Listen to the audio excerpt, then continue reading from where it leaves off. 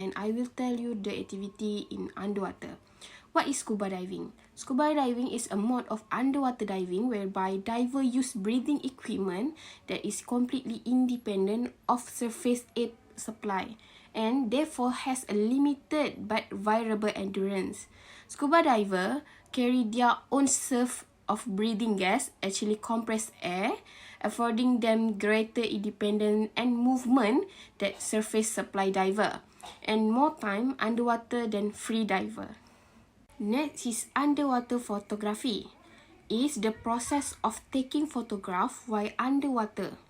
It is actually done while scuba diving, but can be done while diving on surface supply, snorkeling, swimming from the submersible or remotely operate underwater vehicle, or from ultimate camera lower from the surface. Underwater photography can also be categorized as art form and method for recording data. Successful underwater imaging is actually done with specialized equipment and technique. However, it offers exciting and rare photographic opportunities. Next activity is underwater bingo. What is underwater bingo? Underwater bingo is using limited bingo card or waterproof list that diver can search for object underwater. The object can be poker chips, hidden in wreck, or natural objects like a sleeping octopus, a rock that look like egg, and for natural objects, divers snap a pitch with an underwater camera in lieu for removal. Next is coral watching. Coral watching is working to increase the understanding of coral reef, coral bleaching, and climate change. Coral watching is used a simple, easy to use, non-invasive and inexpensive method to monitor coral bleaching event and the overall health of coral reef. Coral reef are underwater ecosystem formed by colony of coral polyps, tiny organisms that secrete a calcium carbonate skeleton. These reefs are home to diverse array of marine life and are considered one of the most biological diverse and valuable ecosystem on the planet. Last one is spoon race. There are few variations of spoon race, but the basic premise is balance an object on or under spoon and swim as fast as you can without losing it. Diver balance egg on the spoon as they race to the finish line. Another option is to use upside down spoon to keep ping pong ball from escaping to the surface. For an added challenge, diver can try to hand off the egg or ping pong ball to partner relay race style. Okay, so this is our itinerary for 4 days and 3 nights at Pulau Tioman. So, for day 1 at 9 a.m. we will arrive at at Pulau Tioman, and we having a welcoming drink and check-in room in Damai Tioman Resort. Okay, and for 10 a.m. we will get briefing and learning of water confidence first. At 12 we will get lunch, and at 2 p.m. we will practice water confidence. At 4:30 we get a high tea. At 5 we will get rest, and we will get after that we get dinner at 5 p.m. And then at 9 p.m. we will start briefing for tomorrow, and for 10 p.m. we will get back to our room. That's all for day 1. And for day 2, we will start breakfast at 7:30, and at 8:30 we will get briefing theory of open water. And at 10 a.m. We will start our first dive at Marine Park, which is in Marine Park you will see a lot of fish, a beautiful fish, and a lot of coral. So we get lunch at 12, and then after that we will at 2 p.m. we will visit house reef underwater, and 4:30 we get high tea, and after that we get dinner and briefing before we go back to our room. Next, for day 3, we will breakfast at 7:30 as usual, and 8:30 we will get briefing. Before we start our diving on 9 a.m. at Sawyer Island. The dive that we will visit at Sawyer Island is between 10 to 60 meters deep, and again, there's lots of beautiful coral, and on this dive, we saw another moral eel, a maple fish, and 2 blue spot ribbon tail rays, and a lot of fish in underwater. Okay, and next we will get lunch at 12, and 2 p.m. we will start diving at Malang Rock. Okay, which is Malang Rock also called as a coral island, and this site is between 6 to 60 meters deep, but we spend most of our time around 10 meters, and the sunlight lit up the beautiful coral and colorful fish at Malang Rock. And 4:30 we get a high tea, and at 8 p.m. we start dinner and briefing before we go back to our room. And for day 4, as usual, we get breakfast at 7:30, and at 8 a.m. we will check out, and 8:30 we will depart to jetty, and we will arrive at Mersing at 10 a.m. The air cylinder is perhaps the most crucial pieces of scuba equipment, as it contains pressurized air that will allow divers to breathe underwater, generally made of steel or aluminium. Scuba tank come in various styles and sizes. Scuba diver use pressurized air because the pressure of the inhaled breath must balance the surrounding or ambient pressure to allow inflation of the lungs. Number 2 is the second most important pieces of equipment is your regulator. The regulator is what scuba diver breathe through when they are underwater. The regulator provides the appropriate breathing gas and ambient pressure and ensure that the diver can breathe naturally and without excessive effort, regardless of depth. The regulator has 2 stages. The first stage is to reduce the pressurized air from a high 300 bar to intermediate 10 bar pressure, and then the second stage further reduce the intermediate pressure to ambient pressure for ease of breathing. The third one is the BCD, Buoyancy Control Device. The BCD is an integral part of any scuba diving setup, as it allows you to control your buoyancy while underwater. This is mean that you will be able to stay at a certain depth without needing to exert force by kicking your fin. That will help you conserve energy, use less air, and therefore prolong your dive time. The next one is mask. A scuba mask is a specialized piece of equipment designed for scuba diving, made up of tough material that can withstand the underwater pressure. Scuba masks are usually made of high quality materials such as tempered glass and silicone. It allows a scuba diver to see clearly while underwater. Other important features of scuba mask is that it encloses a diver nose, allowing the diver to equalize the pressure in the mask so that it doesn't suction painful into their face. Next is fin.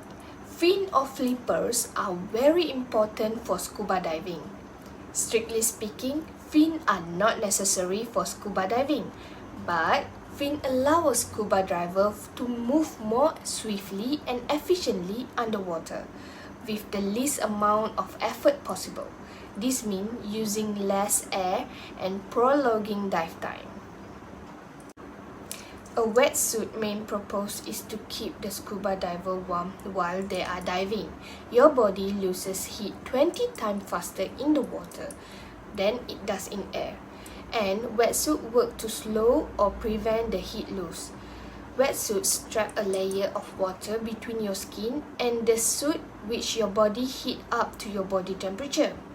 And the nephrin material of the wetsuit slow heat loss due to its insulating properties.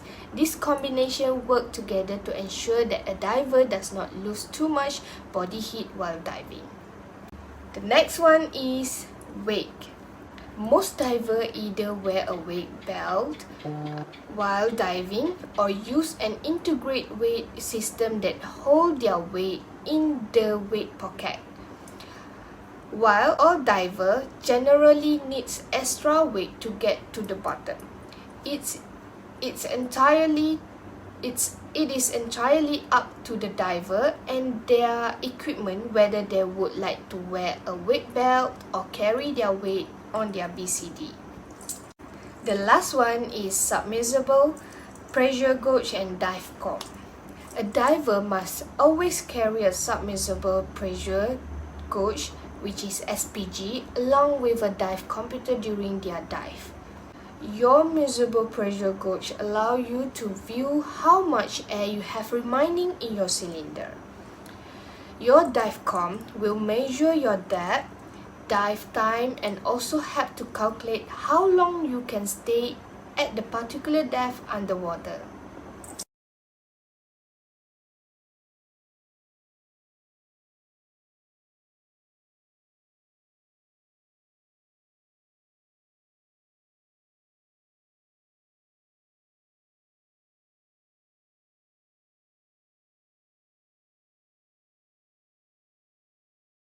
All diver generally needs extra weight to get to the bottom. It is entirely up to the diver and their equipment whether they would like to wear a weight belt or carry their weight on their BCD. Today I will continue this presentation, which is for my part is safety procedure.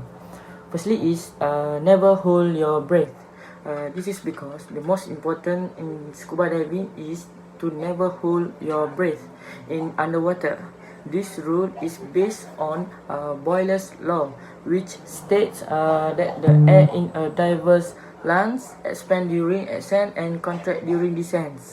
If a diver holds their breath, the expanding air cannot escape, leading to the rupture of lung wall and serious damage to the lungs.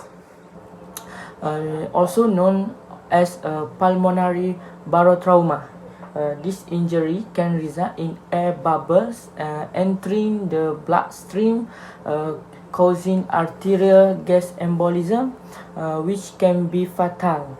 Even in the small depths, chance can cause lung overexpansion injuries. So it is crucial to continuously breathe while diving to avoid pulmonary barotrauma.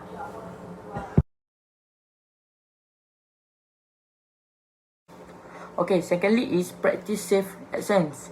It is crucial for divers to ascend slowly and safely to avoid decompression sickness. When diver ascends too quite quickly, the nitrogen absorbed into their bloodstream at deep forms bubble instead of dissolving back into solution as the pressure decreases. These bubbles can lead to decompression sickness. To prevent this, diver should maintain an ascent rate no faster than 30 feet per minute. Divers with a computer will receive a warning if they ascend too fast, while those without a computer should follow the smallest bubble rule. Before starting the ascents, divers should fully deflate their BCD, which is a buoyancy control device, and never use the inflator button to ascend. Okay, thirdly for safety procedure is check your gear. This is because it is crucial for divers to truly check their gear before every dive to ensure their safety underwater. Conducting a body check is essential as any equipment malfunction can be life-threatening for both the diver and their body. Diver should have a clear understanding of how to use their gear to avoid accidents. Most equipment related accident occur due to diver uncertainty about how their equipment function. Divers should familiarize themselves with the operation of their integrate with the safe deployment of their DSMB, which is delay surface marker buoy, and the location of all the dump wave on their BCD. Okay, next is dive within your limits. Diving should be enjoyable, and it's important to prioritize your comfort and safety. Never force yourself into an uncomfortable situation.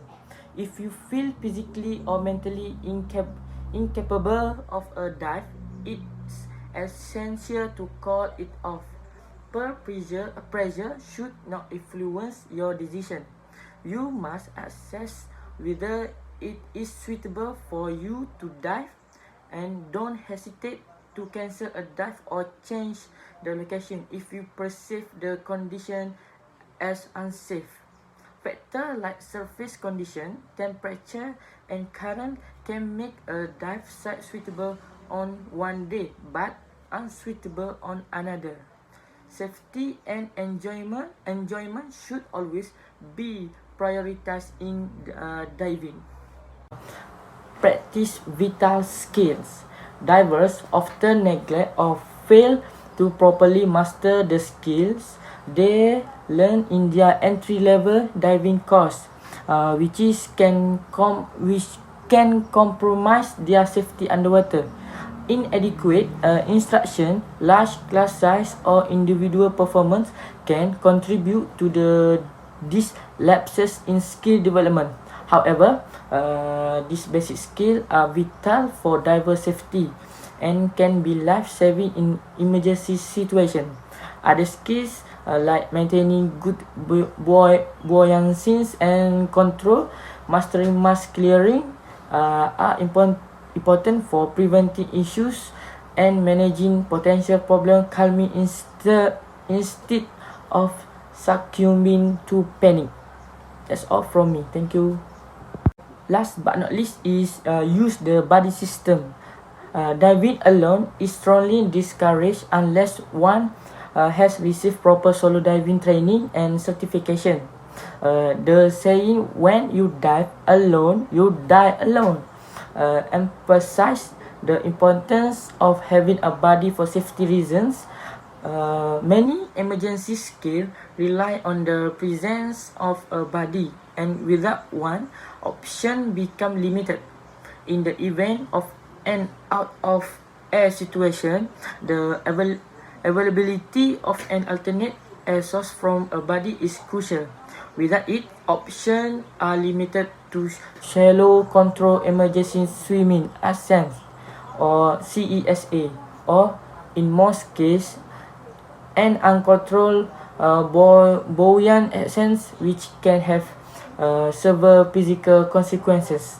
Solo diving should only be considered with appropriate training and should be approached cautiously to ensure safety underwater.